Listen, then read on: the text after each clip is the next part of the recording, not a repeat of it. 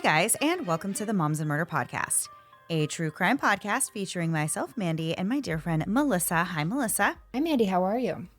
I'm doing great this week. How are you? I'm doing just fine, thanks. I'm doing well. I'm doing good. I'm good. Yeah, great. I'm fine. We need to come up with something else because I know. running low. After the lizard thing, and that one really just jump-started things for me, the greetings, Earthlings, and now I just don't know where to go. I know. I don't really know where to go either from there. I will have to start coming up with some more creative intros to kind of shake things up a bit each week. Yeah, either that or I'm going to come up with some responses to throw you off. We'll throw each other off. That's fine. We'll mutually throw each other off. Yeah. Next week. There's always next week. Yeah. All right. So we'll get into the episode this week. I'm really excited to share this story because some of my favorite stories are ones that are like the story this week. They're stories of survival and about people who literally beat all odds and lived through a horrific event or accident that could have easily ended their lives. I love reading about and hearing stories where somebody has escaped harm or evaded an attack, and especially those where a victim of attempted murder lives to tell their story themselves. So I'm really excited to share a little bit of that this week. It's something a little different. We don't hear these stories very often, but they always make us feel better. Yeah. So Joe Pesci, who knew that he had a connection to a crime? Raise your hand.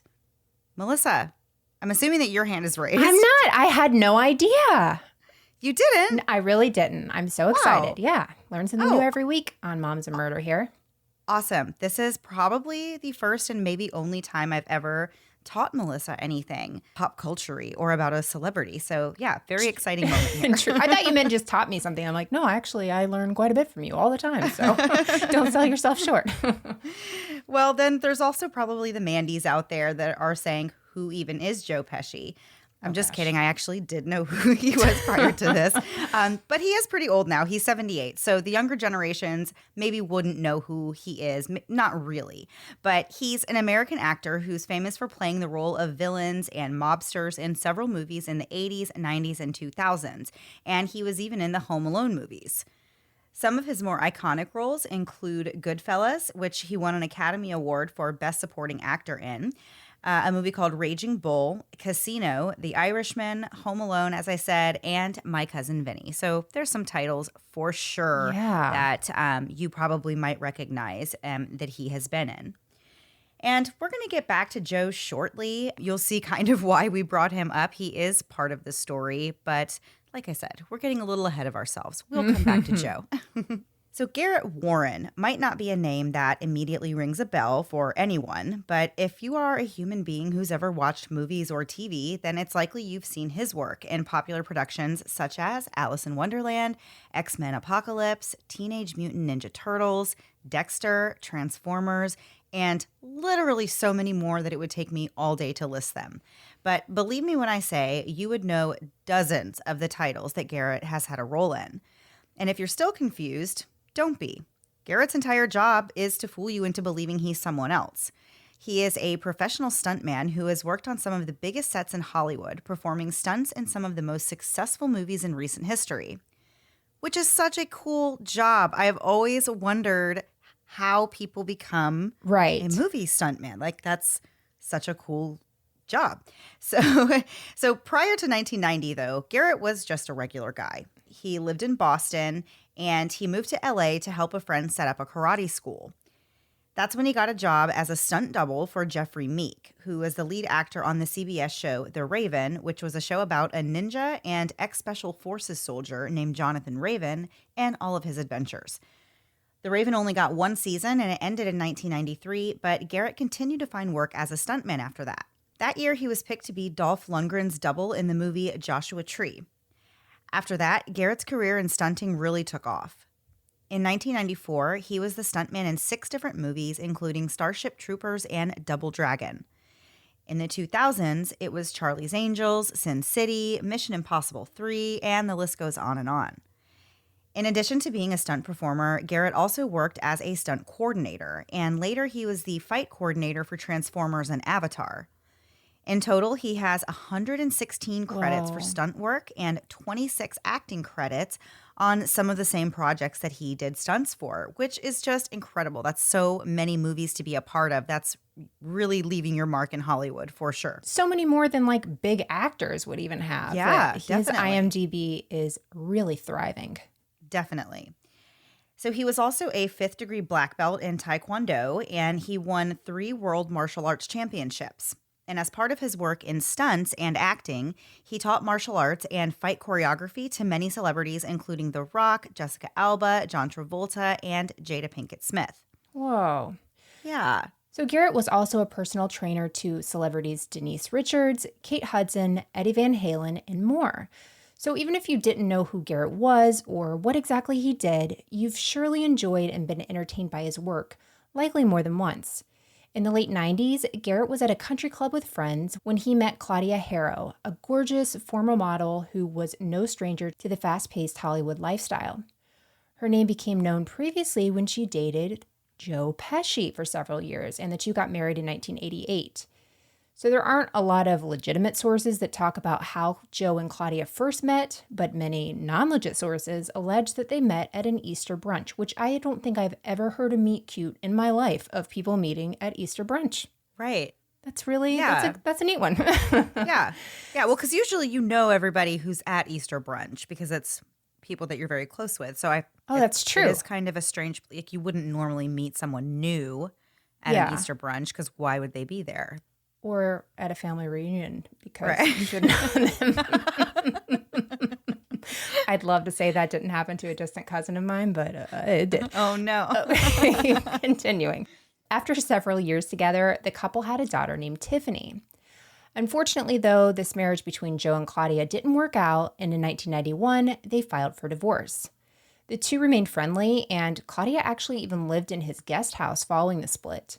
From 1994 to 1997, Claudia found a little bit of work as an actress herself. Some say that Joe was actually the one that talked her into acting. She has 5 acting credits, and the most noteworthy one that she played was Trudy, the co-host slash band leader in the movie Casino. So out of the 5 movies that she was in, Joe Pesci was in 4 of them. The only movie that she was in that Joe wasn't in was Wes Craven's New Nightmare. So in 1999, Joe Pesci announced that he was going to retire from acting and focus on a career in music a la Jeremy Renner. How are all of these celebrities music stars? They're all like triple threats. Yes, yeah, exactly. They're multi-talented. Man, like let some of us have something, for goodness sakes. So he actually started this career in music long before he became a major movie star. He only came out of retirement. So after he retired just a few times, which what's the point of retirement if you're just like popping up here and there? Most recently in 2019, when he starred in the movie The Irishman with Robert De Niro and Al Pacino, who he had worked with before. They're all really close friends. Did you see The Irishman? No. Me either. I think it was like 18 hours long, but it was one of those that people were like, you have to see it. And then I looked at the runtime. I was like, no, what? I could watch so many Real Housewives in that time. That's crazy. So Joe was actually nominated for an Academy Award for Best Performance by an Actor in a Supporting Role for that movie. That was a huge movie in 2019. So sometime in the late 90s, Claudia met Garrett Warren, and they hit it off so well that those two were married by the end of March of 1998. Things were amazing in the beginning, but as time went on, it was kind of a roller coaster of a situation. The ups were great, but the downs were really terrible. The couple welcomed a baby, another little girl named Kaylee, on December 17th, 1998. Garrett says that becoming a father was the best thing that ever happened in his life. He was really just so proud of his daughter. But too much time apart due to Garrett's hectic work schedule and need to travel a lot left Claudia alone much of the time, and their marriage began to fall apart. Their fights were pretty bad. Claudia liked to take the really, really low blows and really hit Garrett where it hurt the most when they were having a disagreement. On July 13th, 1999, Claudia filed for divorce, less than a year and a half after the two were married. But now, of course, there was this baby involved, and the custody battle that ensued became extremely hostile. And when I say extremely hostile, I mean Claudia made some pretty horrific accusations that were completely untrue, including that Garrett had molested their infant daughter. She alleged other things such as that Garrett was gay, that he was an alcoholic, a drug addict, and a womanizer. But the judge presiding over their custody case found no truth to any of these claims and ruled that they would share joint custody of Kaylee. Garrett said that joint custody was really all he wanted in the first place, but Claudia was still angry and things remained tense between them. I just can't imagine the nightmare of a situation of having your ex say something so terrible in a custody battle to try and get custody of your child, to accuse him of something like that. Like, that is just taking it way beyond, like, to the next level. That's just terrifying. Way over the top. That is Awful. so terrifying. And you know it happens. You absolutely know it happens. There's stories like this. But it's terrible because when you hear it, of course, you think, oh my gosh, what's happened here? And it's terrible that when somebody accuses you of something, you kind of have to prove you didn't versus them having to prove that they did. So it's good that the judge really looked over this and was like, okay, we're not finding anything. Right. Yeah. And we're going to get into more details of this story after a quick break to hear a word from this week's sponsors.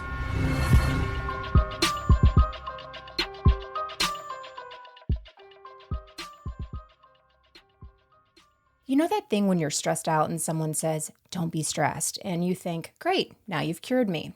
Yeah, same. Being a mom is stressful, and simply telling me not to be stressed is the number one way to end up on an episode of Dateline. But thanks to the Mama Zen app, when I'm feeling anxious or irritable or stressed, I can simply fire up my app and listen to a mind power session like Stress Less About the Mess to help me chill out before I flip out about all of the empty cups that just pop up in every room of the house. If you're a mom, you need Mama Zen. Mama Zen is focused on the emotional and mental well-being of moms, which is something we've all neglected since our little ones came into this world.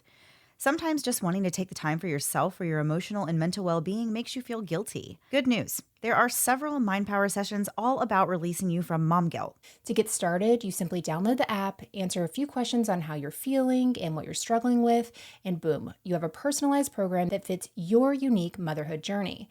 You simply pop in a headphone and listen to the Mind Power sessions, which are just 2 to 18 minutes. And there are even emergency sessions you can use when you really feel like you might lose your cool. We really want you to try Mama Zen and see for yourself how much better you can feel as a mom. Go to your App Store or Google Play and download Mama Zen today. That's MAMAZEN. Right now, you can use promo code MOMS.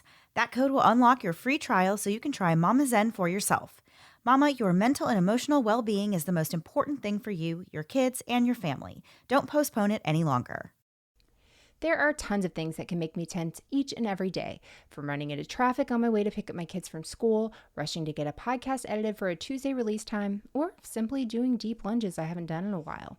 When I'm faced with tension, my new favorite find to get relaxation on my mind and body is to use ginger essential oil. That's ginger with 2 J's. Ginger is a new all-natural essential oil that harnesses all the natural healing properties of ginger, and we are loving it. I like to use just 1 to 2 drops of ginger and massage it directly onto my skin when I'm having those annoying minor aches that can really distract from your day. And since ginger comes pre-mixed with jojoba and evening primrose carrier oils, I can use it right from the bottle and onto my skin. You also have the option to use it in your diffuser if you choose. What I really love is knowing that thanks to ginger's special extraction process, micro impurities are being removed in the oil, making for a higher purity ginger oil.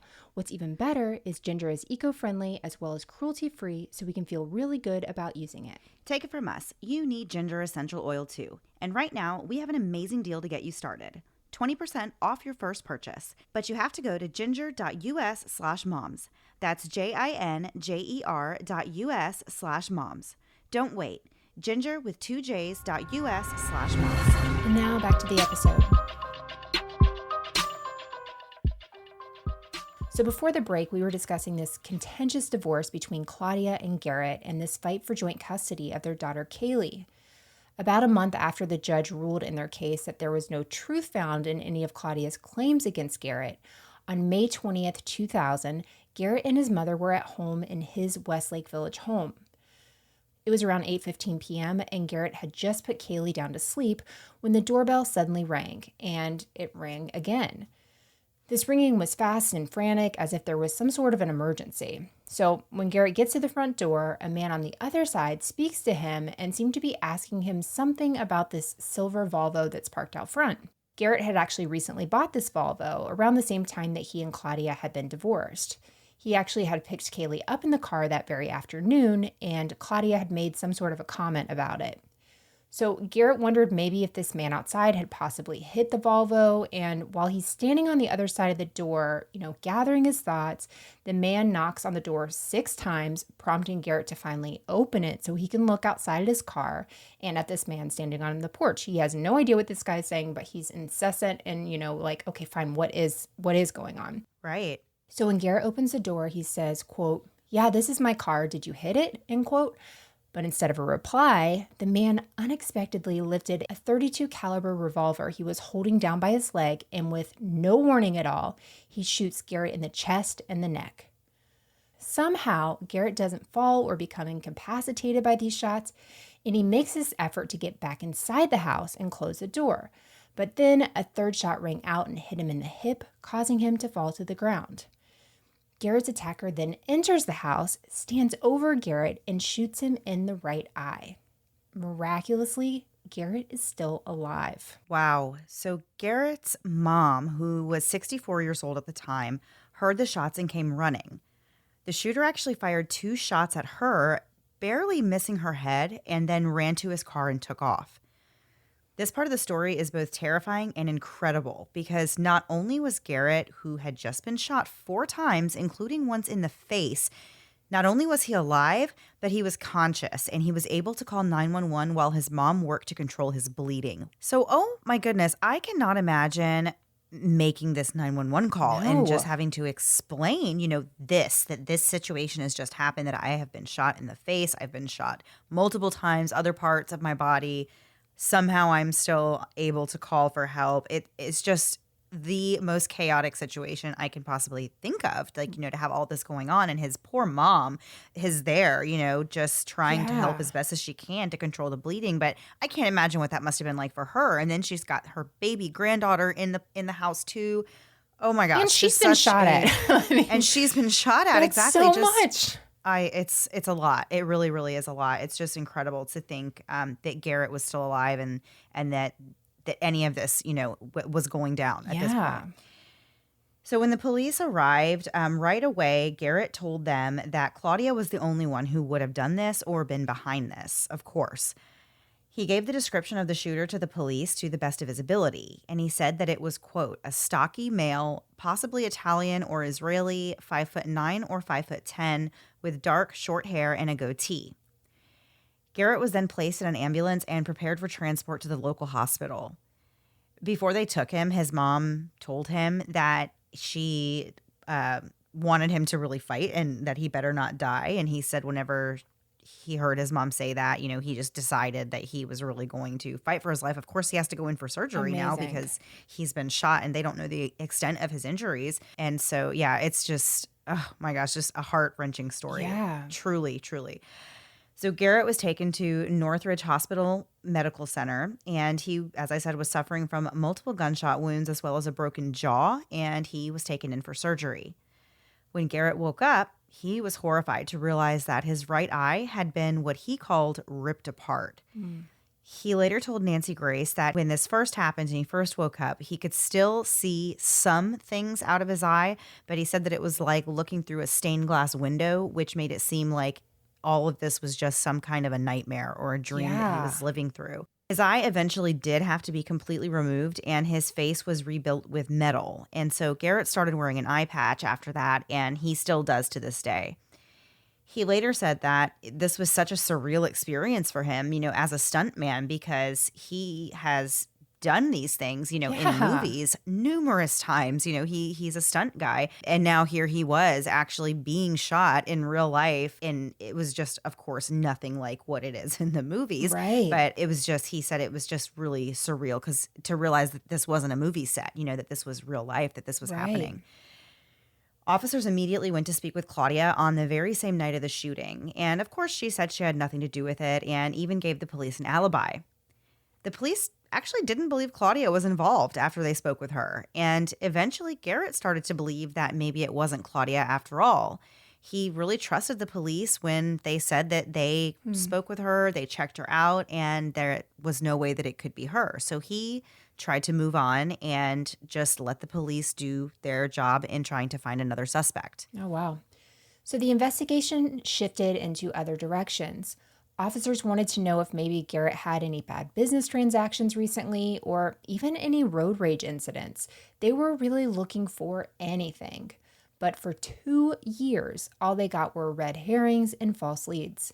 Meanwhile, Garrett was terrified and on edge that his assassin was still out there and wanting to finish the job.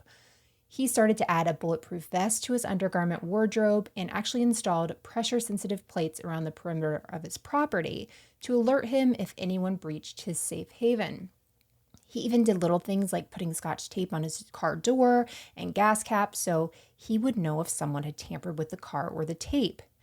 This kind of existence was stressful, obviously, and caused a lot of upset in Garrett's mental and emotional state. I can't imagine thinking like, oh my gosh, somebody came to my house, tried to kill me, tried to shoot my mom, and didn't kill me, and when are they coming back? You just have to think all the time, since they don't know who could have done this. Right. But then, out of nowhere, on March 14th, 2002, police got an interesting break in this case. So over 90 miles away from Garrett's home, a drug dealer named Miguel Juarez was busted by the San Bernardino police. Miguel owned B&J's Pizza in Rancho Cucamonga, Rancho Cucamonga, if you live in that city, I would constantly refer to myself as Melissa of Rancho Cucamonga. It's just my favorite I know, town I love ever, it. right? So Miguel owns this B&J's Pizza there, and he sells drugs on the side. But he had no discernible connection to Garrett, except that he happened to have this photo of Garrett that was hidden in an envelope in the trunk of his car under the spare tire. Why would you have this kind of information? Wow. Wow. I don't even have a picture of my family under a spare tire in the back of my car. Right. Yeah. And so imagine the police, though, like doing this drug bust and finding it. Just these police don't really know. They just find a picture of some guy stuffed in an envelope and, and they're like, well, obviously this is like really suspicious because there's only so many reasons, like you said, why somebody would have something like this hidden back here. So, yeah, just incredible that they just happened to stumble on this. Right. Inside this envelope, there were also pieces of a napkin with directions to where Garrett was now living, as well as dates that he could be killed. The envelope these things were found in was post-dated October 18th, 2001, and it was sent from Hollywood. These dates meant that Miguel had been hired to kill Garrett after the first attempted hit on his life took place. So wow. Garrett was right to be terrified and wearing a bulletproof vest and all these other things because somebody was really still coming for him. So San Bernardino police contacted officers in LA County and they handed over the envelope and its contents. Garrett and his mom were then brought down to the local police station to view a photo lineup, or a six-pack as it's sometimes called, which is a photo of 6 potential suspects. Miguel's photo was included in this lineup, and shockingly, Garrett actually picked him out as the person who he believed had shot him the first time. He said that Miguel looked like the individual, but he was a bit skinnier. So when Claudia hears about him making this ID, she actually tries to convince Garrett that he picked the wrong man from this lineup, because she pointed out that Garrett said the shooter was 5'9" or 5'10", and that they used their right hand to fire the gun. Miguel was actually only 5'4" and he was left-handed, so that didn't match up with Garrett's own recollection.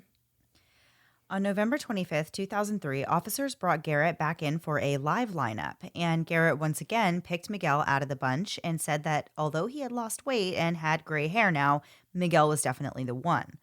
So Miguel was charged with attempted murder.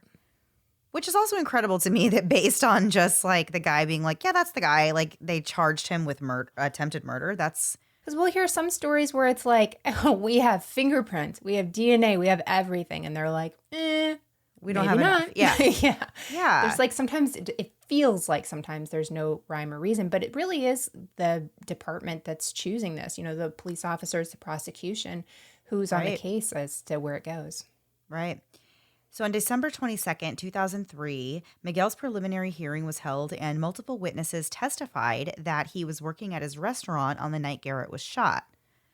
Shortly after his hearing, Claudia showed up with some photos that were taken about 2 months after the shooting took place at a party that was at Joe Pesci's house. So this is a little bit strange. Okay, this is where things kind of are like, huh. Yeah. So Garrett had actually gone to Joe Pesci's house to pick up his daughter Kaylee one evening. And apparently this guy, Miguel, was also at the same party.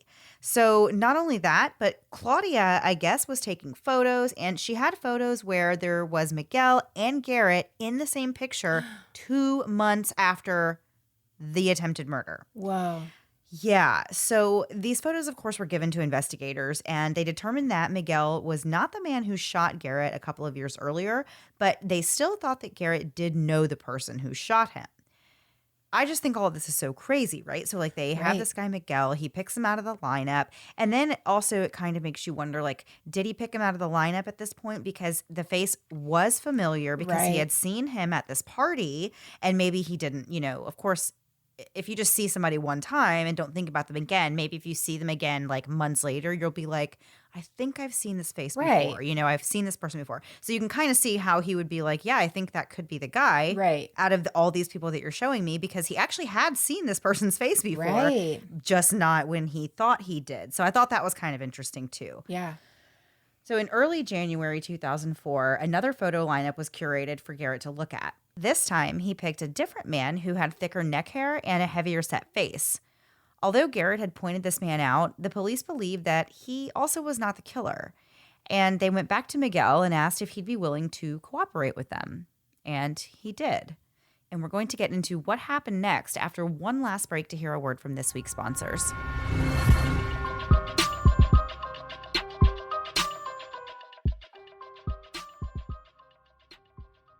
It's 2021, and if there's one thing I think we can all agree on, it's that comfort is the name of the game, especially when it comes to shoes. And Rothy's can make that happen. And what better time of year to embrace all things cozy than the fall?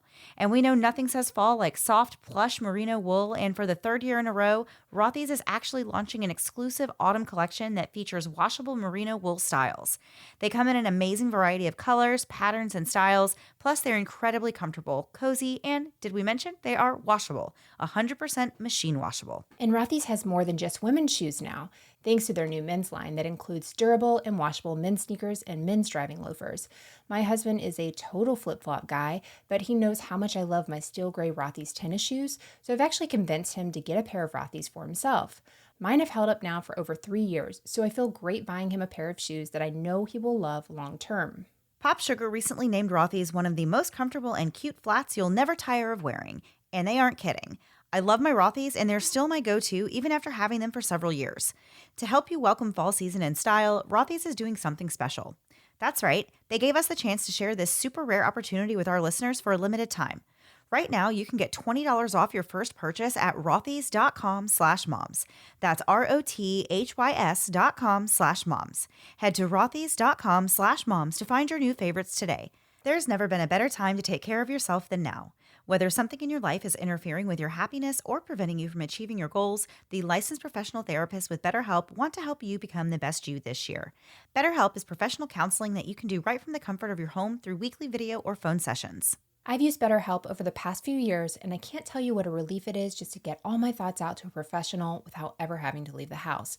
I deal with anxiety and depression and have most of my adult life, so having someone I'm able to talk through with different scenarios or those immediate big problems that pop up in life has really been invaluable, especially this last year. Of course, anything you share with your BetterHelp counselor is completely confidential, and best of all, BetterHelp is more affordable than traditional offline counseling. Financial aid is also available. Whether you're struggling with family issues, sleep, stress, or more, BetterHelp will match you with your own licensed professional therapist, and you can start communicating with them in under 24 hours. In fact, so many people have been using BetterHelp that they are recruiting additional counselors in all 50 states. We want you to start living a happier life today. As a listener, you'll get 10% off your first month by visiting betterhelp.com/moms. Join over 1 million people taking charge of their mental health. Again, that's BetterHelp, HELP.com/moms. It's been a while since I've had a baby of my own, and some days I miss it so much. The baby cuddles and baby smiles, but when it comes to diaper rashes, not so much.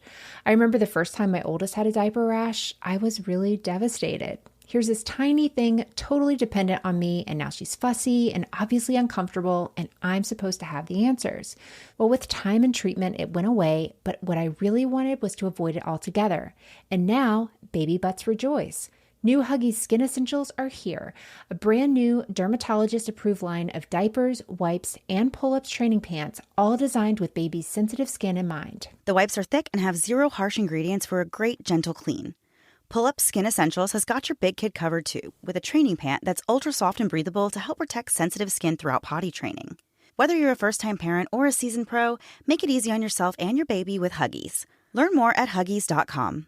Once again, head to Huggies.com to learn more. Now back to the episode. So before the break, we mentioned that Garrett had picked out a new man in this photo lineup that police didn't believe were involved in the shooting. And that's when police go to Miguel to see if he'd be willing to cooperate, which he obviously knows something. He's got this guy's picture, in his trunk. And Miguel says that he's willing to help. So on March 22nd, 2004, Miguel takes a plea deal. He pleaded guilty to being an accessory after the fact. He ended up giving this full confession and actually had to testify against those who were really behind this evil plot. In exchange for his plea, he was given a sentence of 5 years probation and a suspended prison sentence of 3 years. But investigators were able to learn what happened as a result of giving him this deal, which is really the whole thing. Like, how are you connected to this and who really did this? Like, who is it behind all of this? So Miguel confessed to his involvement and told officers that the person who helped him come up with a plan to kill Garrett was a man named Manuel Harrow. That's right, Harrow, same last name as Garrett's ex-wife, Claudia. So it turns out that Claudia's brother was involved in the world of crime himself.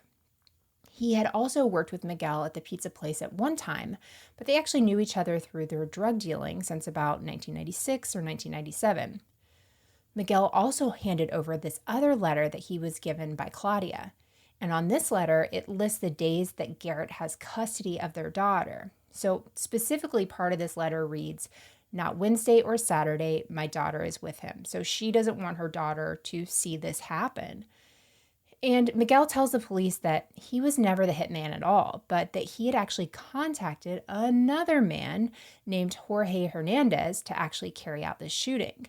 It was Jorge who had shot Garrett the first time and Jorge who was supposed to go back and finish the job. So Miguel agrees to wear a wire and meet with Jorge, which is a lot that they're asking him. Obviously, he's involved, but he's really having to work for this plea agreement. So on June 12th, 2004, a conversation between these two men is recorded. And Miguel said that, hey, the police have found this envelope that's under my spare tire, and they found fingerprints and DNA on it. And so Jorge said the instructions he was given had been destroyed, but he also made other incriminating statements. So when Miguel talks to him in this meeting and says, Garrett didn't die the first time, Jorge said, quote, "I apologize, dude. I'm not a good shot," end quote. What? It's so nonchalant. What? Yeah. My bad. I forgot your Doritos when I went to the store. What in the world? Yeah. Although Doritos is a pretty terrible thing to forget for somebody, but still this apology is way worse. So Jorge also says, while he's still being recorded, quote, "Just get the guns or whatever and we'll finish it off if that's what you need," end quote. So, based on all of this, both Jorge and Manuel were arrested for attempted murder. Manuel ends up taking a deal where he pleaded guilty to attempted murder and was given life in prison. So, he had to tell the police why he comes up with this plan to kill Garrett at all. And Manuel says that his sister, Claudia, Garrett's ex-wife, comes to him in February 2000, and she claims that Garrett is an alcoholic, a drug addict, and a child molester. Same pack of goods that she tried to sell the judge in their divorce case. And Manuel hears this and he believes her. And so she asked him, based on this, could he help have Garrett killed? He's obviously terrible to be around their daughter. We've got to get her away from him. And during this conversation, Claudia actually asked her brother, what happens if the hit's not successful? Will somebody come back and finish it later? I guess everybody knew Garrett was like the toughest guy in the entire world to be able to withstand all this, to even think like, hey, what happens if it doesn't work? So Manuel told the investigators that he asked another friend named Lovell Campbell about hiring a hitman. And this friend said that he could get a guy for $6,000, which, once again, it's always shocking how cheap it is to hire a hitman, how little money people will do murder for. Like, that's just, wow, so crazy. Yeah. Date with Dateline has a spreadsheet that they have listeners add to, and it's like literally what people will do for a hit. And it'll be like a bicycle and a 24-pack of Diet Dr. Pepper. It's just the most random things, but there's no like real scale that people are working on. And it's all like whatever they decide. It's crazy. Right. So this guy said that all he needed was a gun and directions to Garrett's house and a description of what he looked like. Manuel told Claudia about this and asked her for the information as well as half of this payment up front. But 10 days later, the hit still hadn't been carried out, and Lovell told Manuel that he couldn't find Garrett or his house, so the hit was not a success. Instead of giving up, though, Claudia asked if there was anyone else that could try. And that's when Manuel hired Miguel, who then hired Jorge Hernandez, which this whole thing is like a game of telephone for hitmen. I don't understand like why there's so many people involved. And why obviously everyone none says of them yes. are very good at this. Yeah, exactly. Every time it's like, oh, I'll call this person. Okay, well, he knows somebody. Nobody's like, you know what, guys, this is a terrible idea. Yeah. They're like, and no one's just like, I'll do it myself either. Everyone's like, yeah, I know a guy. They're all like, they probably all know the same guy. Yeah, eventually, they probably will get back to somebody that is a mutual connection to everybody. So Jorge agreed to do it, but he said that he wanted $10,000 to $15,000. After talking with Claudia, they decided to go on the low side and that he would be paid $10,000. Manuel said that Jorge was the one who tried to kill Garrett in May of 2000. Manuel then gave Miguel an envelope with the $10,000 inside to give to Jorge. But then later, Claudia called Manuel to tell him that Garrett had survived the shooting and that she still wanted the hit to be completed. Claudia spoke to Miguel herself, and she was the one who mailed the envelope found under his spare tire along with the instructions for how to kill Garrett. Claudia actually delivered these instructions to the wrong person initially. My gosh. Thankfully for her, the wrong person was a friend of Miguel's who did eventually give him the envelope. But then later on, Claudia also hand-delivered a third set of instructions to Miguel as well. So there's a lot of paper trail. There's a lot of repetitive paper trail going on here. There is. Oh my gosh. Yeah. So Miguel never acted on the instructions because he was arrested on unrelated drug charges in that San Bernardino bust where they found the picture and all of this kind of started coming to light. So he did not get to complete any of these, instructions to carry out this hit because he was busted before he could have, which is so many incredible parts to this story. Right. This is just another one that the police just randomly figured this out in time, literally to save his life. It's just incredible. So upon his arrest, Jorge Hernandez refused to speak to investigators or to cooperate with them at all, and he declined to make a deal with the police. He pleaded not guilty, but in November of 2006, he was convicted of conspiracy to murder Garrett and the premeditated murder attempts of Garrett and his mom, Joanne. Jorge was sentenced to 77 years in prison. Garrett took the stand in his trial, and when the prosecutor asked how sure he was that Jorge was the hitman, Garrett said, quote, "I would bet my left eye on it." I love him. But police still had one huge thing to figure out, and that was, where did Claudia come up with the $10,000 to hire a hitman? Her brother Manuel said that one time Claudia gave him money in front of Joe Pesci's house. Remember, she's still living at the guest house during this entirety of this story. So police did interview Joe, but there were no charges brought against him for anything, and he wasn't involved in this attempted murder in any way. But Lovell Campbell did claim that Joe was involved financially in the hit. He said he wasn't directly involved in anything, but he alleged that the money somehow came from Joe Pesci. An attorney asked Manuel if he would suggest that Joe was involved in the attempted murder, and he replied, quote, Not in the shooting, just in the paying, end quote. So keep in mind, there's no credible evidence to support this whatsoever. If there was, then Joe would have been charged. In December of 2005, Claudia was finally arrested and charged with 2 counts of attempted murder and conspiracy to commit murder. But after just 23 months in jail, she was released on $1.25 million of bail. And that's where I think that Joe Pesci money could be coming in, right? In this portion of the story. So police learned that in the 2 weeks leading up to when the second attempt on Garrett's life was supposed to take place, Claudia actually stalked him. She followed him around. She kept this notebook where she documented every move he made. And so the LA detective said that if she hadn't tried to go after Garrett a second time, she actually would have been able to get away with her involvement in it the first time. Wow. So when Garrett learned that Claudia was actually the one behind the hits on his life, he said he felt vindicated and horrified. He was working on the set of Beowulf when the detective called with the news. And he said, quote, "She had been putting on an act for so long and making it seem like it had to be someone else and that it was my fault it happened to me." A few days later, Garrett met a couple of the detectives for lunch. They told him that it was Manuel who implicated Claudia in the hit and that Manuel was apologetic. They felt he'd been manipulated by Claudia after she lied about the things Garrett had done, such as saying that he was a child molester when that was not true at all. So Manuel, being Claudia's brother and Kaylee's uncle, was obviously having none of that, and he became enraged and protective of them, which made him comfortable with having Garrett killed. Claudia pled no contest on 2 counts of attempted murder and a principal firearm charge in March of 2012. On April 10th, she had her sentencing hearing. She showed up to this, get this, she showed up to this wearing a tight-fitting black dress and high heels, and accompanying her in the courtroom that day was her current boyfriend, her ex-husband, Joe Pesci, who was also wearing all black and sunglasses, and a nun. She brought a nun to court. I don't know how they pulled that off. How do you just get a nun for the day to follow you around? There's probably like a dial-a-nun. I feel like people could use it more often. I mean, if not, let's go into that unusual. business, Yeah, Mandy. it's one I've never seen before. I haven't seen that one before. Yeah. Nobody take that idea from us. TM. Claudia was sentenced to 12 years and 4 months in prison.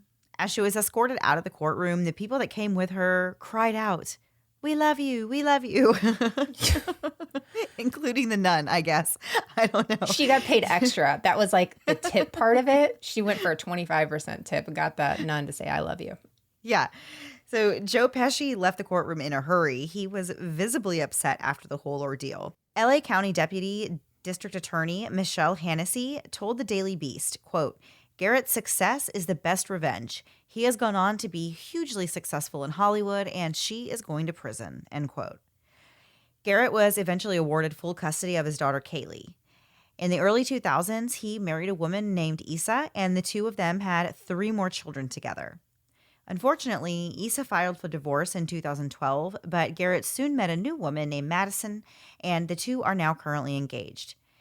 Garrett continued to work as a stuntman and coordinator, working on movies we all know and love. His Twitter bio says, quote, "One-eyed wonder, legend, Terminator, El Gato, pound for pound the best one-eyed balding stunt coordinator / second unit director in all of Hollywood. Maybe." I love end him quote. So much. I do too. We need to follow him on Twitter. I love him so much already. I definitely want to look him up and just follow him. He seems like he has quality content. Yes. Oh, just I love based that. on that bio. The bio is amazing. Yeah. Yeah. So in 2012, Garrett sat down with Nancy Grace for an interview. He said that getting shot 4 times has made him a better person in his industry because now he has firsthand knowledge of what it's like to be shot, which not everybody can put that on their CV, right? Like, yeah. Why should we hire you as a hitman? It's I've actually been shot. Yeah. I survived. I called 911. So Nancy asked him how the shooting specifically changed his life. And Garrett said, quote, "You know, I'll be honest with you, Nancy, and it's the biggest part of me that I try to bring about out of the whole thing. When you sit on the ground and you are dying and you have time to think about it, everything bad that you've done in your life comes back up. So I learned to have a lot of forgiveness. I've forgiven anybody and everything that has ever happened to me or will happen to me because, you know, this world's not worth it. And honestly, when the day comes and I have to be judged, I certainly hope that I'm forgiven," end quote. And if you don't have chills after I read that, then please rewind it 15 seconds and hear it again, because that is truly amazing. Yeah. Amazing. It's always so incredible when you hear not only these stories of survival, but it often you do hear about people who are able to come out of it and really find that kind of forgiveness in their hearts, and really it's necessary for them to continue going on with life after something this traumatic happens to them. Yeah. And it really is just a beautiful thing. I love seeing when people can overcome a situation like this and just go on to live truly a happy life afterwards and not have it affect them forever. Right. So Nancy asked Garrett what his daughter Kaylee thinks, or, if she knows what her mom did. And Garrett said that he's done his best to insulate Kaylee from the whole thing, but that she does know the whole story. He said that he wants his child to love her mother no matter what. And Garrett said that Kaylee does go to see Claudia, and they speak on the phone as much as they want. And Garrett even takes the little girl for visitation when he can. Garrett said he wants his daughter to be raised as normal as possible. Quote, "Everyone makes mistakes and you have to move on," end quote. Which, coming from him, is amazing. From his story, Yes. like, wow, it could easily be, I hope they pay. I hope they pay longer. I hope every one of them pays and their family pays and everything. And he's just like, this sucks. It was terrible. I forgive you. Let's move on. He's incredible. It's very incredible. Yeah, because, living with just like that hatred and that you just can't let it bring you down. I mean, it really could. He really could take this with him and it would affect him for the rest of his life negatively. So, yeah, it's really amazing. And not everybody is capable or able to let go and to be able to do that. So I think it really is something special. I would never tell anybody what to do. I just remember hearing the phrase, and it's always stuck with me, forgiving somebody, what is it exactly? Forgiving somebody is for you. You do it for yourself because you're releasing them from this. They don't even know. It doesn't even matter. But for you to be able to move on, which I think is powerful. And that's totally what he's done. He's truly amazing. I have to find him on Twitter so we can follow him. Yes, definitely. Yes, I love this story so much. This was such a great one. Yeah.